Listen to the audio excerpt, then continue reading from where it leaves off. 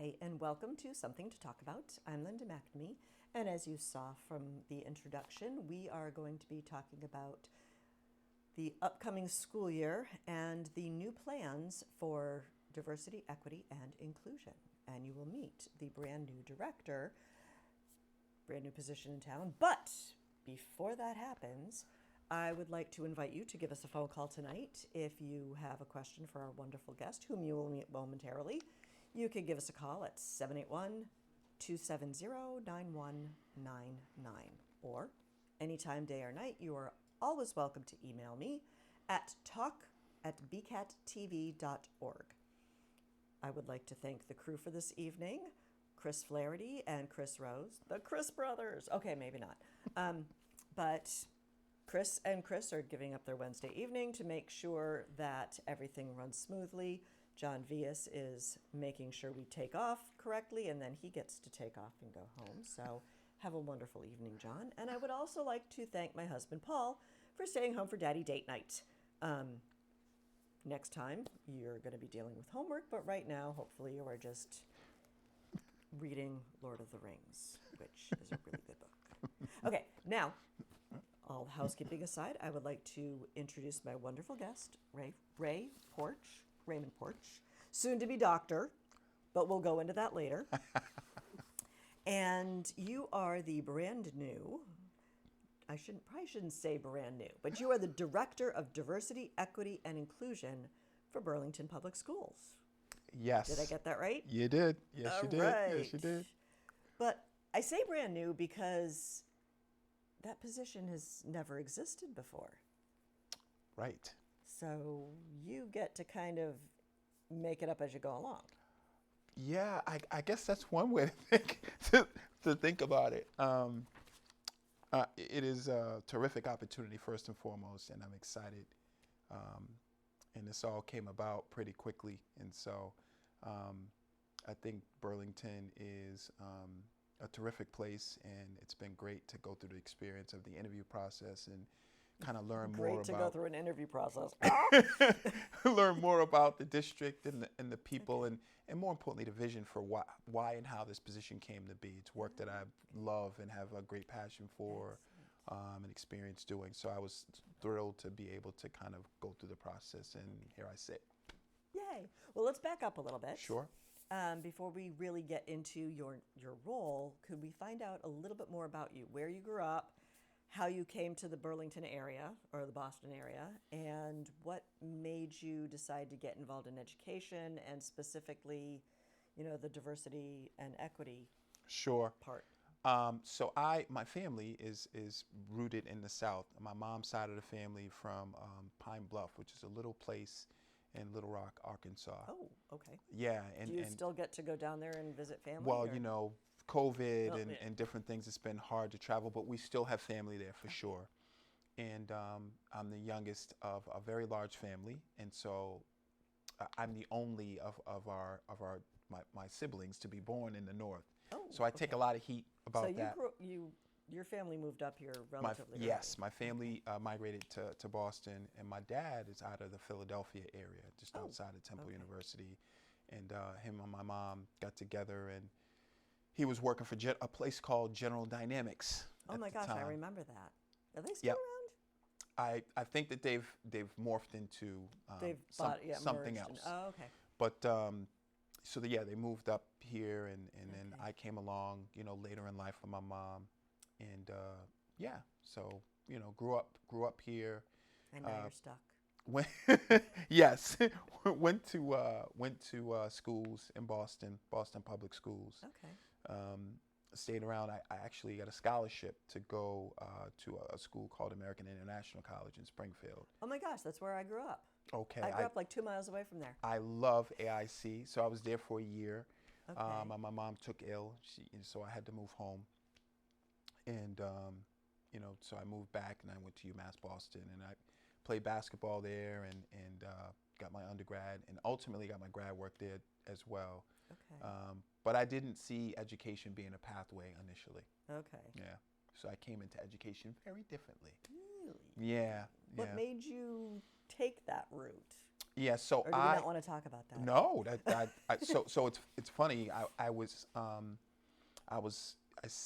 interviewed maybe over a year ago on another program called Phoenix Rising, and the show was really about kind of sharing for folks who make transitions in life and what the triggers are. So I've told this story before, but what led to me transitioning into education was really valuing education differently. So I went to public schools in Boston, as I said before, but ultimately I ended up going to a private school in Cambridge called Brown and Nichols.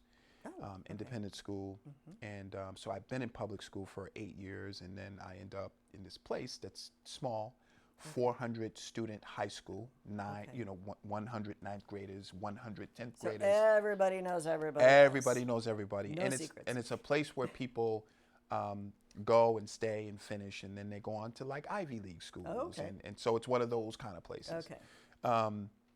And so I didn't necessarily appreciate that experience because I've been in public school where all my friends were, people that I knew, and here I've gone off to this independent school. And I don't think I appreciated the opportunity at the time the way I would later appreciate it. But when I finished, undergrad, I was trying to figure out, like, what am I going to do? So I went off and I played basketball, in another part of the world for 4 years. Oh, cool. And then I came back to the States and still trying to figure out, like, what am I going to do? And got into working with young people. I was working at, I was doing mutual funds, financials, believe it or not. Absolutely. I cry when I think about financials. So. Yeah. So I was doing that in the summer and working in an office. And I remember we had an opportunity. So our manager came to us and said, hey, if you guys want some extra paid time off, you can volunteer in schools. And so my old company did that. So they gave us a list of different programs that schools were doing, and one of them was financial literacy. Oh, yes, for middle schoolers, believe it or not. Okay, well, got to start somewhere. Absolutely. So I go to this place called the Boston Renaissance, and the school leader at the time, his name was Roger Harris, and so got a chance to work with middle school students, and I loved them right from the word go because they had lots of questions. And of course, with middle schoolers, you walk into a room and they're like ready to do battle, the cognitive dissonance rope. And that spend makes time me with run them. away. I loved it, and so I really cut my teeth with young people in that education setting, in that space. So I go back to my office, and I don't know, like a week or two goes by, and I'm sitting there, I'm saying to myself, why am I sitting here when I could be working with kids? Yeah. And I was coaching basketball because it's still one of my great love. And I was like, I could be coaching and teaching.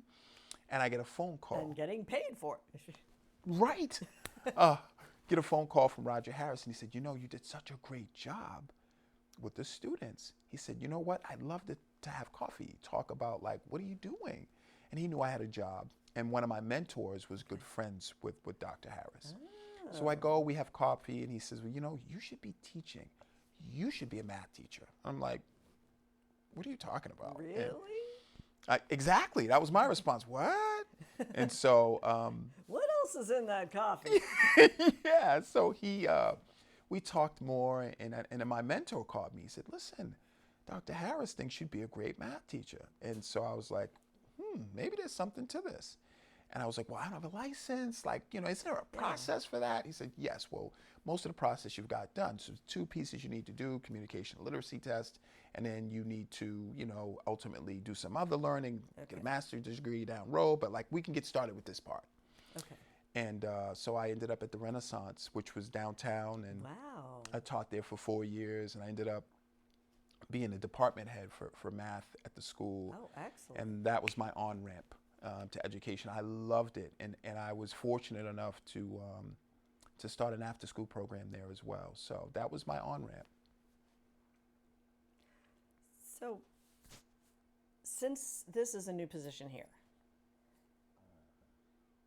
and it seems to be a fairly new role that a lot of schools are adopting, how do you figure out that roadmap or that template of what you should be doing, what you want to be doing? I mean, are there directors in other towns in Massachusetts, and how do you get to know them? Yes, great question. There are. Okay. This role is, I think when I was involved with sports, I would always say like the NBA or the NFL, we called them copycat leagues. You probably know where I'm Okay. going with this, right? Since George Floyd, we've had a lot of social reckoning across the country Absolutely. around social justice, and there's always been kind of a backstory with schools and kind of public schools specifically around discipline, disproportionate Okay. kind of responses to students from different backgrounds and cultures around discipline in schools. Okay. And so this position is one I think that was it built in some reaction to what we saw with George Floyd and others, Trayvon Martin, and those kind of national stories. Right. And I think that cuts both ways, right? So it cuts positive in that like folks feel the need to act, Right. right? To create some level of harmony again or balance, and you need resources to do that. Right. I think it cuts the other way, that's not always perceived so positive, in that somehow these roles are simply for those purposes, to you deal with the race stuff or the equity stuff. And I think what districts are figuring out is the needs in every district are different. And so these roles do exist. I know Lexington has this role. Okay. I had a wonderful opportunity to spend time with Johnny Cole, who is in that role in Lexington. Terrific guy. Okay. Is that also a fairly new position? Well, he's been in place, I want to say, 3 years, going on 4. Wow. Okay. But his role evolved out of a student services role, Okay. which kind of morphed with current events. Okay. Arlington has this position, I believe Belmont, like all of the districts that are close. Okay. And it continues to expand across the country. Colleges and universities are rolling this role out. Oh, wow. Okay. I know Leahy has a role, so this isn't just in schools that this is happening. But your role is focusing on the schools. Correct. Okay. But I think it brings us to the space in terms of talking about the purpose of the role, right? And so I think here what's been decided and kind of thought about thoroughly with young people in this district, parents in this district, educators in this district, are kind of how do we create a stronger sense of belonging for students and for families. Burlington is changing, socioeconomically changing, and has been for a little while. And I think when you have social justice elements happening across the country that show up in your district, with folks experiencing, different kinds of, some are what I would call unexpected behaviors or situations that we're trying to kind of wrestle with and understand, whether it's Asian Americans feeling, slighted or treated with less respect, African American or Latino folks feeling slighted or treated with less respect. They don't necessarily have the strongest sense of belonging. Okay. And I think this district was really thinking about those things and saying, what can we do as a school district to create a better sense of belonging? Because I remember, I did attend the rally on the Common in response to George Floyd's murder, and there were a lot of recent high school graduates that said, "Hey, Burlington, you have a pretty big, you have a problem here," and I don't know if it's because of my background or just that I haven't been involved in the schools, but I'm like, well, it's the 21st century. What do you mean we still have problems here? So how, I know I'm kind of going out of order, but how do you focus on the population that has been in power for so long? And, I remember the saying, it's not pie. Just because somebody else is getting more doesn't mean you get any less. So how do you approach that in the schools? It's a great question. Or in your role? Sure. I mean, it's a great question. And I think the first thing that I focus on in this work, and let me back up a little bit. In my professional career, I've been in classrooms as a teacher. I've been in school leadership. I've been in district leadership in Boston. I've worked in public schools. I've worked in charter schools. Um, I taught as an adjunct in junior college, and I've done consultation. I've had a wonderful experience of doing lots of things. And what I found is the through way in all those experiences is building strong relationships. And so this work is explicit and distinct in a lot of ways. Mm-hmm. So, I think one of the most important things that I try to do is start with building good relationships. And I think the other thing you have to do, whether in schools or otherwise, is just be really mindful about where people and how people show up. Okay. You can't manage someone else's experience or someone else's feelings. And I think it's important to be mindful of that when you do this kind of work. We are living through a time right now where social media plays a big part in impacting how people see issues or concerns. Everybody's got a cell phone. It can be very challenging to disaggregate what's true versus what's just because it's on the internet true. Does not mean it's true. Exactly. And so I try to be very mindful of those things, and in these kind of spaces talk about what is versus what isn't, and what my intentions are, and make them clear. I think communication is also a super important attribute to have when you do work that is that can be perceived as divisive, or that can be perceived, as you spoke to, as the sum total of these are people who get more, and by proxy these people get less. Right. And that's not what this work is about. First and foremost, in schools, this work is about our young people being able to have a global experience. Okay. Because as your children come along and grow, you want them to be able to manage themselves in the world that is full of people that come from all walks of life. Right. And if you're not there to kind of coach them through, you want them equipped. And schools provide some of that learning for them. And so it's important work beyond who feels they're gaining or losing. This is for our young people. And so how do you go about that, though? Yeah, so there's a bunch of ways, but I think where do you start? I mean, here in Burlington, for me, it's there's some fundamental pieces. One is relationship building.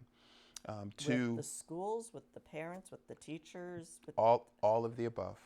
Okay. That's with no small task. It isn't, and I think what we're learning here in Burlington is the power in that. Relationship building is one person at a time, one conversation at a time. And you can macro level build relationships through professional learning spaces. Okay.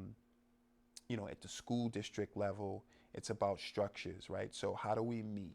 Do we have great fundamentals when we meet? Like, do we have agreements in our meeting frameworks? Do we have norms in our meeting frameworks? Okay. And our agenda should be focused on things like how we show up, right? And those norms are about how we treat each other. So these are practices that we all know. Right. And so you have to be focused on those things. And then the second piece, I would say, once you start to really navigate relationships, and you have to be mindful of your own levels of awareness, right? So how I show up to meet with you and get to know you. We all have our own biases and our own perceptions of the world through our lived experiences. And then we have to be willing to hold our values lightly, experience other people and other experiences, and then come back to our values and reflection. I think that's going to be the hardest part. Yeah. Yeah. So it's work. It's work. And we have lots of structures to do that work. And I call it adaptive work. But there's lots of technical structures that you can. I use the meeting as one frame. Okay. But you look at this work through a lot of different lenses. And so how do we think about programs for young people?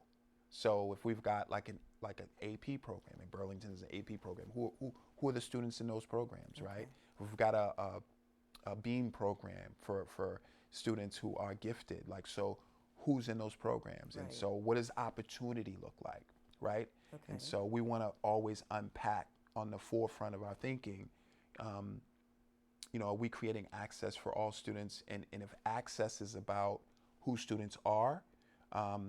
Is that our thinking? Are we including families in those conversations? Okay. Are we including, real technical things like scores? Are we just hand selecting young people?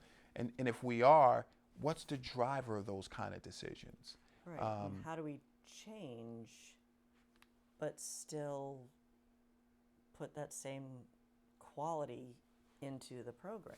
Right. And so we get to all those things when we start talking about quality, right? So I had a friend who said to me, she said, well, Ray, I want my children to have the same opportunity to have prosperity in their lives as other people do.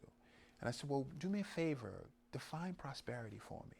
And she went on to give me these different definitions of prosperity that were anchored to things like money and things like, I want my house to be this, or I want to live this way.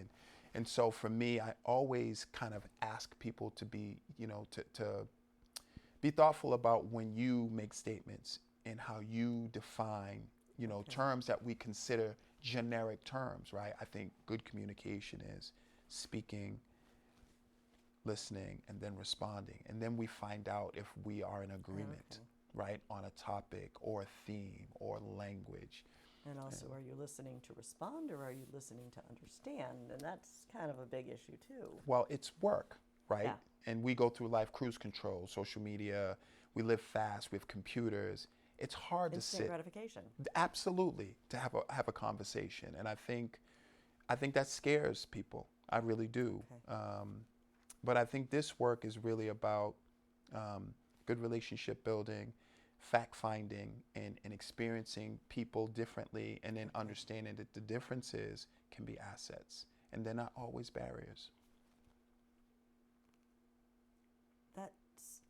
I like what you're saying. I'm just trying to think of, again, my experiences, and it's like, well, how do you get others to listen to understand and listen to appreciate and get to know where that other person's coming from? Well, because I think that's kind of a big societal problem right now is, okay, we're dealing with, definitely a national, if not a global issue of it's all about me. Here's the beauty in this, right? I love that question, first of all. Let me tell you, I love that question. And I'm glad you asked it. I'm just not sure if there's an answer. So I'm not looking to give an answer per se. Okay. I love the question because the question gives us an opportunity to unpack it, right? There are going to be people who hear this and watch this and say, yeah, like, what's your answer for that? Yeah. I don't have an answer. What I will share with you is this. When I think about that question, because I get it asked a lot, better example. We had a session Monday with our extended leadership in Burlington. And so after the session, which went pretty much all day, 8 to 3, we did feedback and we checked for understanding of folks. It was terrific. Sorry. Well, we had terrific lunch. Oh, okay. It was awesome. Right. Some kind of food. Absolutely. So I had people ask me, how did it go? How did it go? And I said, well, for me, it was great. And so that's not the question I was being asked. Right. As the director of DEI, I was being asked. What was really being asked was how did it go for everybody else? So when you say to me, this is a big global issue, right? This is a big problem. This big systemic change needs to happen. People want answers, right? Okay. And so I say this constantly. That's being distracted. You know why? Because the answers don't come from 10,000 people. The answers start and begin with you and I. Big systems didn't get created with 10,000 people at its start. It started with 1, 2, 3, 5, 10 people, right? Think about policy in this country. Think about laws in this country. Somebody brought the law to the table. Right. People voted on it. People had conversations before the law got to the table with their staffs, right? So it really is about one interaction at a time. And that's hard to conceive, right? Okay. I'm not giving an answer. I'm Kinda telling like you what is. Pebble in the water where. Absolutely. So we have to have conversations. And I think the other thing I would share with you in this audience is that it also matters who's at the table to have those conversations, right? If you Hadn't think thought about- about yeah, that's true. historic things like busing or desegregation, right? If you think about big hallmark moments in our country, Right. folks had the best intentions, no doubt in my mind. Who was at the table when these things were decided, Okay. right? So those are the things we have to unpack when we start talking about how do we make change. But I'm also thinking, not only who's at the table, I think we also have to figure out the situation at that time. For instance, the what was it?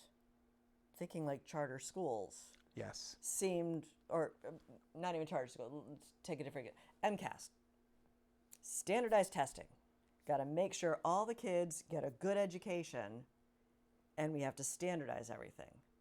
Well, that's all well and good, but we're also saying at the same time that everybody learns differently. So now the teachers are teaching the test instead of teaching the kids. So there needs to be that conversation where, okay, a standardized test was a good thing at that time, or seemed to be the best thing, but is it still a valid tool? And how do you get people to admit that change is necessary? Well, I think, again, when I try to think about these things as systems. Okay. And so what's the driver with testing, right? We had Okay. some national policy. We had no child left behind, right? And so what was that policy built on? That policy was built on accountability.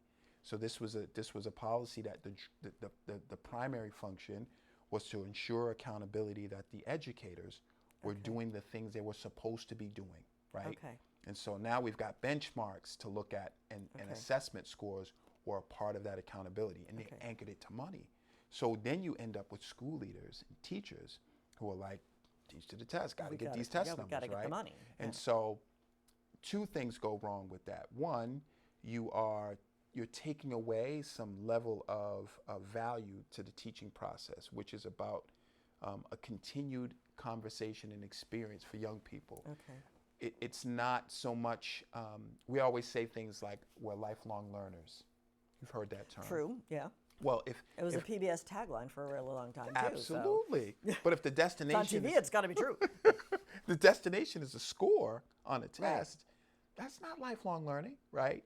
And so we devalue the assessment. The assessment is a measurement, to your point, in a window of time, right? It should hold no more value than that and no less value than that. But then we end up where socially? We've got in our communities people who say testing is bad, and we've got people over here saying, well, how do we measure progress, right?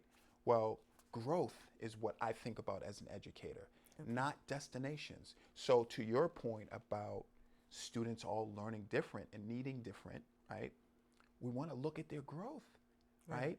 A test score is just one way to do that. Teachers can design assessments for students. These are the things we should be talking about at the ed level, K-12 ed level. Okay. And I think that the other challenge, now we have Every Student Succeeds Act. It's a different policy that highlights autonomy in school districts and more arts, right? And things like that. So I think policies are all well and good, but how do we interpret the policy? Right. How do we implement the policy across our school districts with family involvement or school committee involvement? And even if you get it at the district, then you have to go up a level to the state level. And how do you get everybody to buy into that? Exactly. And I think families should have a very strong voice. I always wonder, Burlington's fantastic in that there's a lot of engagement, and the educators in Burlington stay and they're here for long periods of time. This really is a community school district. And folks, I know when you're in a space like this, you can kind of just take it like this is what it is. Okay. Well, this is not what it is everywhere. And I think the reflection piece is important to be able to say, okay, so here's who we are, and always self-check, right? So what are we really doing? What does the data say about what we're doing? And where can we glow? And then where do we need to grow, right? And be reflective. And sometimes it's hard to do when you're in a space for a long time with lots of people with success, right? Or in perceived success. You can kind of take yourself off the hook a little bit. And I think that's when it gets a little bit challenging. You know, we have to always be deeply reflective about what we're doing and where we can be better. So could we dive into curriculum a little bit? Sure. You know, there's a lot of talk in the news. Okay, I watch the news very infrequently because it scares me. But right now, the buzzwords are critical race theory. And, you know, I remember way back in ancient history, I took a history course in where we focused on whoever writes it gets to tell the truth, but that's not really what happened. So how do you figure out what really happened? So how do we as a school district start to implement change to the curriculum to actually learn what really happened? Well, I can't give you an answer to that question because there's so many compartments. What I can I'm just batting 1,000 here. What I can tell you is this. Excuse me. One, critical race theory is not curriculum. Okay. Right, and so we have to dismiss that misnomer. Okay. It is a way in which we unpack timeline of history that has occurred that may be unpublished. Okay. And it is what I call a way to unbias what's documented historically. Okay. And I think that some of the challenge lies in the fact that there are some things that are clear that have happened historically, and there are some things that are unclear that we're learning that did happen historically. And I think what makes people uncomfortable, quite frankly, is that we anchor ourselves to things historically. I'll give you an easy example. So there was we had an event at one point early in my career, and my grandmother and I had had some friends over who were early in their educational careers, 3 years in, and my grandmother made a comment, an offhand comment, and my colleagues looked at me, and they were different than me. They were white, and they were like, "Oh," nobody said anything. We're like, "Oh," and so later, we're like, "Oh, your grandma said some. That wasn't, ooh, your grandma's a racist, right?" Yeah. And these are friends, and I was like, that's interesting, and later, they had an opportunity to come back, and my grandmother, they got part of the conversation. They got some context to her original comment. Okay. And she shared kind of watching friends, be mistreated, be water hosed, be beaten by like police officer, and these different things happening to her friends. And so that context allowed them to kind of self-check, like, wow, I could see why she might make the comment that she made. Okay. Right. And so the point in that story is this. One, I like to speak from my own experiences because that's important. I think we have in schools with our families, sometimes the disconnect is because we make emotional contact to our heritage, our grandmas, our grandfathers. Folks, I'll hear folks say, my folks came to this country and they rolled up their sleeves and they worked hard, and you're not going to tell me anything different. And so it's not really about the history, it's about their context, right? And they anchor their personal lives to the people in their lives. And so if you say that didn't happen or that was wrong, what they're hearing is you're saying my family's bad, my family's wrong, and they're at fault, when that's not really what the conversation's about. So what we have to do a better job Yeah, that was going to be communication. the next question. Right. So what do we do about it? Disentangling Okay. through good communication, right? So back to my original point earlier about Okay. good structures, right? You have norms in meetings, right? We say focus on the issue and not the person, right? Okay. And we have to honor those things and make them fundamentals in communication. Okay. I think the other thing we have to do is we have to create safe spaces, right? Where you come into a conversation seeking to understand, and Right. I think you mentioned this earlier. These are adaptive skills in leadership, right? These are hard conversations to have. Being willing, another norm, being willing to leave the conversation with it undone, right? And not Okay. having all the answers. We're not good at that in today's current times. Because we've never really needed to do it before. And there you have it. There was a saying, when people don't change, then conditions change people. And so we have to be mindful that if we want conditions to change, we have to engage differently.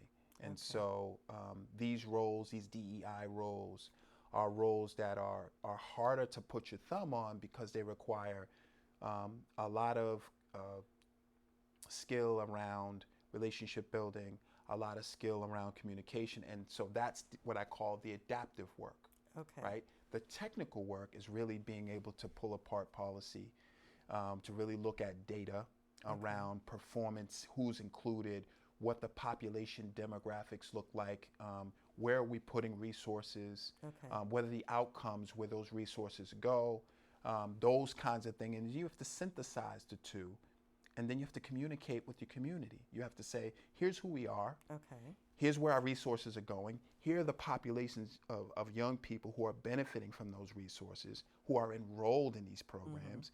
And so when we say we're proud as a school district, are we proud of all of it? Because we have a populace of young Okay. people in this district who are underrepresented, Okay. right? And so if we're proud, are we proud of that too? Okay. So that's kind of So that's some of the all premise of the work. encompassing in your role is. Sure. Oh, okay. Sure. Yeah, some other duties is assigned. Wow. Okay. Okay. What about language barriers? Like if we are, just thinking back to the beginning of the pandemic, and when all of a sudden we had the educators and teachers, they did a phenomenal job, but all of a sudden they had to reinvent everything that they did. Okay, kids, here you go. Here's a laptop. Well, what do you do about the kids that don't have laptops, don't have internet connections, and don't have the English language skills to understand? So then that just pushes that population even further aside. So what resources do we as a community have available to us to level the playing field?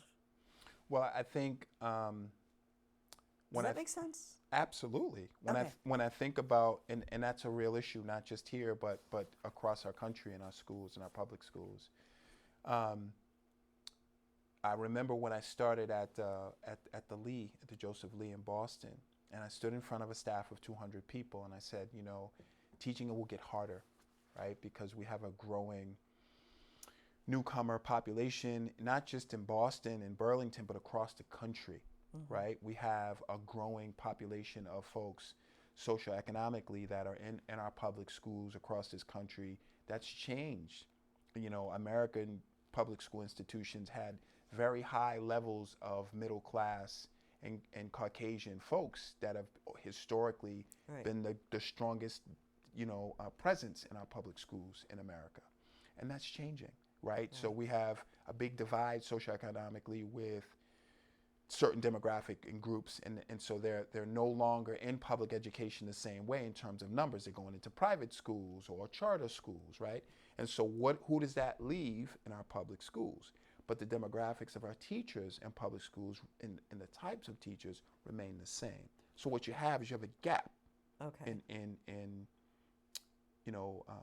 understanding and context. So if peoples come from very different walks of life with perceptions about what it is to be an educator. Okay. Trying to find that common ground. Trying to find that common ground is not historically built into your grad program when you major in education. It's not. It's more of a recent thing now where we focus on, you know, cultures and backgrounds and language barriers, and we are more explicit about what you have to do as the teacher, the classroom teacher, to facilitate. It makes the job harder. Right. You know, if you go back 30 years, the student demographic looked different. So you showed up, you had, you know, students who were very similar to your experience. They understood, come to school, sit in the seat, do the seat time, raise your hand. The language was understood and common.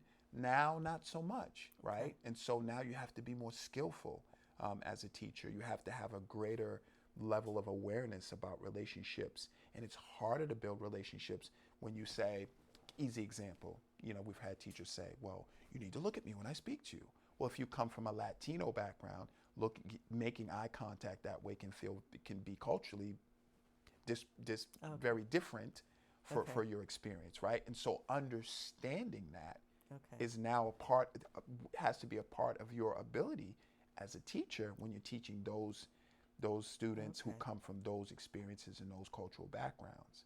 So all that to say, I think that teaching is harder. There's no question. And if I think about English language learners in Burlington, we have terrific resources. You know, Carrie Lamprey, outstanding EL leader in our district, who's very passionate about assuring that we have translation for our students and families, that we are welcoming and we're doing it the right way and committed to it the right way, and that our educators in our district are aware of these families and these students and the needs that they have, and she's a strong advocate. And so I think we have the resources that we need. I think we can always add more, and I think that we can always be better about our own professional learning that allows us to, even if we don't look like our students, to be more skillful, right, as we serve those students. And so that's kind of some of the things we'll focus on. Now, when you mentioned like teachers having this, I don't want to say this huge job, but their roles are changing. Absolutely. And they need to keep up with it. So I know that teachers already have to do the additional learning outside the professional development. Where can they go to get the professional development that will teach them these new ways? Is that it doesn't exist? Sure. Or is that something that we as a society need to reinvent? No, I don't think we need to reinvent. I think that there are lots of resources and avenues to grow yourself, you know, as a skillful practitioner in the classroom. But like the whole cultural thing, does that yes. really? So there is a framework that already exists for what we call culturally responsive teaching. And I think for Burlington specifically, I'm in a space right now where I'm trying to understand what we're doing. I'm trying to understand outcomes for all populace of students that we serve. Breaking demographics of students down, because we have to be able to look at what we're doing in a real distinct and clear way, so that we can be better. It's not about some being, you know, gaining or some losing. It has nothing to do with that. We really just want to be better as practitioners, and it shouldn't matter. If I was in Boston, it would be the same approach, right? It's about what are we right now in terms of instructionally, what are we doing? What are we doing in terms of what curriculum are we using? Is it representative of the students that we serve? Because we know that engagement with students, we know this to be true, that if students can see themselves in curriculum and those experiences they can connect to, then engagement is higher, right? And when students are engaged at high levels, you can raise rigor, right? And you can raise the cognitive demand of the task. We can do all these things when we engage students where they are. And in order to do that, we have to know who our students are. I think Patrick Larkin says it best. We have to be investigators, right? We have to learn who they are, who their families are. So Patrick Larkin's a spy. No, who their families are. I'm kidding. Of course, who their families are, what their interests are. You know, and be mindful of their cultures and I think that is different. I think that's always been a truism, but I think because we've had such a change in demographics of students, it's more of a truism now, and the impact is very different. And I think that can be dysregulating for teachers. I think it can be dysregulating for families who have their children in spaces where they're hearing this conversation happen. The sum loss or the sum total of different, and these students are not more important than those students. But if you ask children who are in a class together, they want their peers to be able to engage. They want their peers to feel welcome. They want their peers to have the same opportunities that they have. Children are a lot more pliable and forgiving, I think, because they're not fixed and set in their thinking. I was about to say, they haven't been taught to fear, taught to recognize these differences. To them, that's, Right. Now, one of the things, I think it may have been mentioned at one of the rallies, I'm not sure, but the demographics of the teachers in Burlington do not reflect the demographics of the students. How do we get more teachers that better represent the cultural and, the cultural backgrounds of the student population? Great question, and his was funny. Sorry if I didn't ask that politically correct. I just don't know what you did. Terrific. You did a fantastic job with the question. So that's a pretty common one, right? And does it even need to be reflective? So yes, absolutely, because we know there's research that shows that and you hear the saying, if you have to see it to be it, and I think. The challenge in our Commonwealth is unique, and the challenge in Burlington is distinctly unique as well. Burlington has such a high retention rate for teachers. So simplistically, so nobody's leaving. So right. So it's going to take a long time. So teachers are grown here. They've gone to schools here, which is an unbelievable asset. Unbelievable, right? And a super positive thing. The challenge is context, right? So if you've grown here and been here, and let's map this out 30 years, right? And think about some of the context that I just shared about changing demographics. There are more newcomers to Burlington than there have been in many, many years, right? So we're seeing populace of families and folk come to Burlington who haven't been, right? Okay. So if you commingle the two, what do you think happens, right? I've been here. This has been my lived experience. I'm new here. This has not been my lived experience, but I'm coming with my whole self, my background, my culture, my family. So what do you think happens? You think this happens, or do you think this happens, right? So I don't think that's the intent. I don't think that's the intent of Burlington folk. I don't think that's the intent of newcomer folk. Right. But if you don't plan for it, right, it can become a challenge in terms of, bringing in more, diversity into this district. I think the misnomer is that districts like Burlington just don't hire, educators of color. I can't speak for other districts. My understanding and knowledge of Burlington in the short time I've been here is that the challenge is not so much bringing in educators of color. It's that there's not as much opportunity because people stay, right? And so, which is still a really good thing, which is always a good thing. We know that research says that continuity is a good thing for children. So where does that lead us? And Dr. Conti and I had this conversation very recent, as well as with Patrick. It leads us where? Your last statement was, well, do we even need to have more diversity? And I said, absolutely, right? So we need to be looking at two things. What are the outcomes for our young people who are not of the dominant narrative of Burlington, that look different than the dominant narrative of teachers, right? What are the outcomes of those populations look like, number one. Number two, we need to also think about where are we with professional learning and how are we building our skill so that if those numbers don't look the way that we want them to look, and we're not as proud of those numbers, of those populations of students, how do we improve?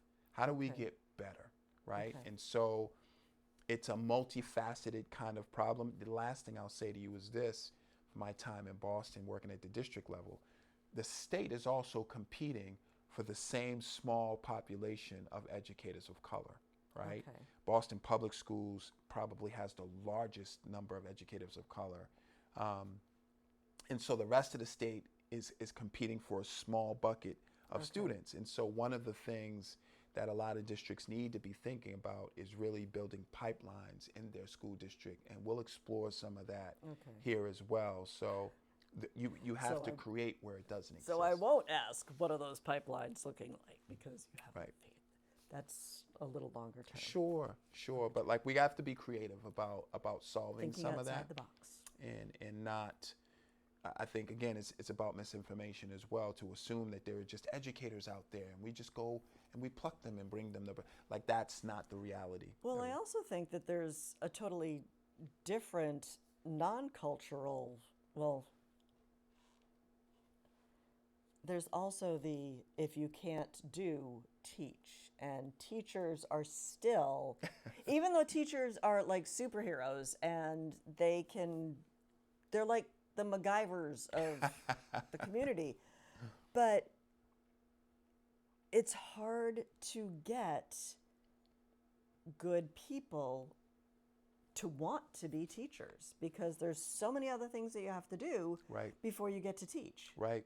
No, you're So spot on. How do we fix that? Yeah, and I love that question. There are a lot of ways that we can attack that, but it goes back to a real simple, I would say, structural dynamic, right? So if we're talking about people that want to teach, and you think about the systems that are involved with teaching in the Commonwealth, so you have to take a communication and literacy test, right?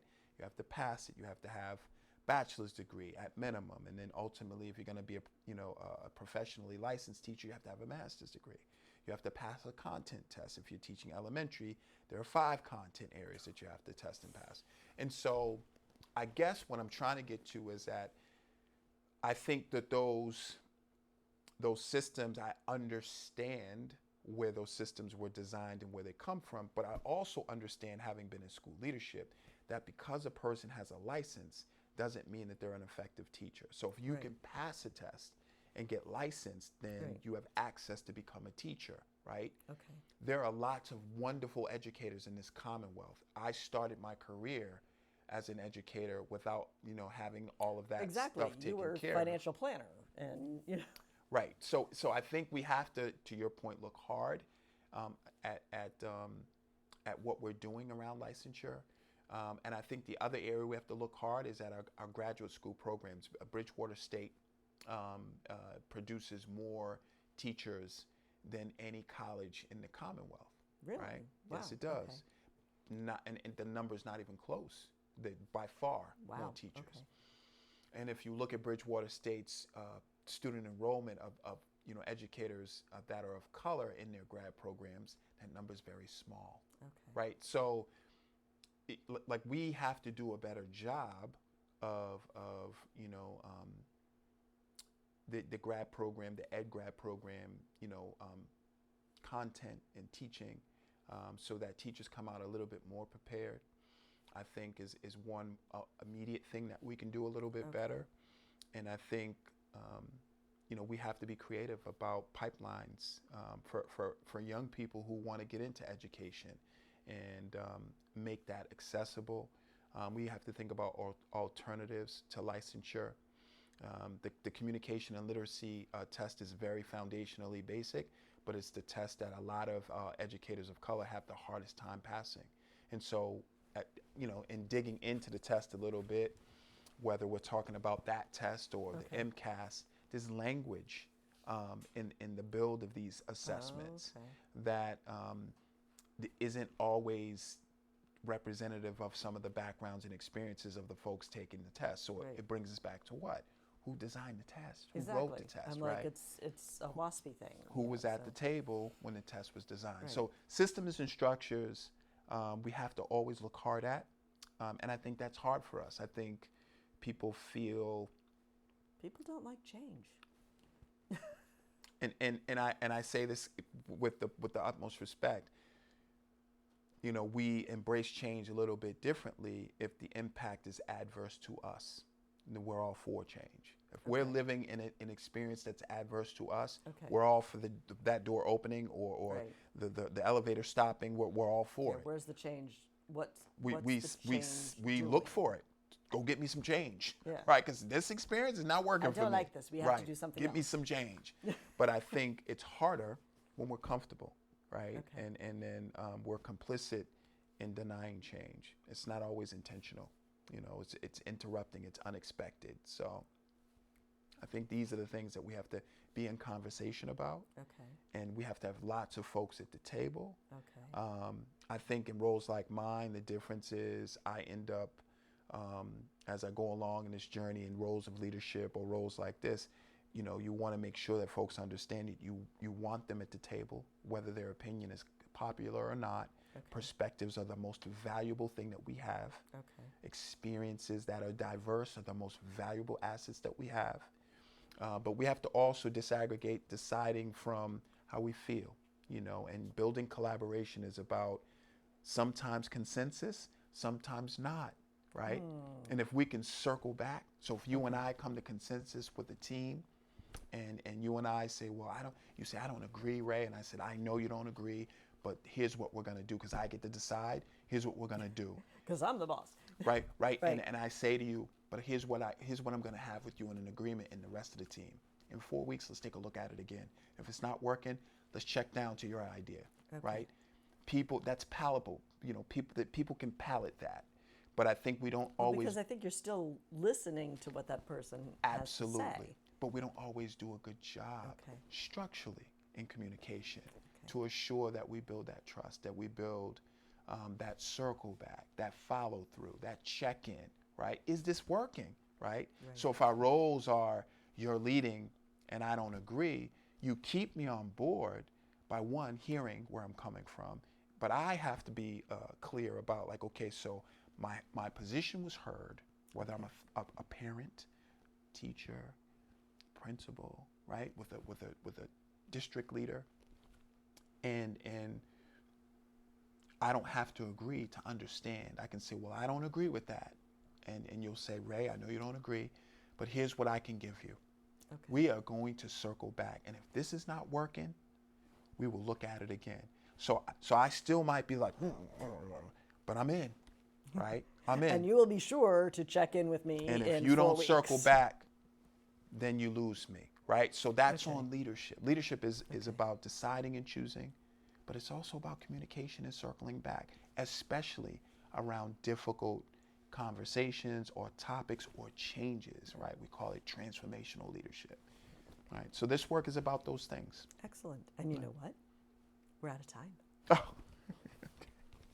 See, that wasn't that bad, was it?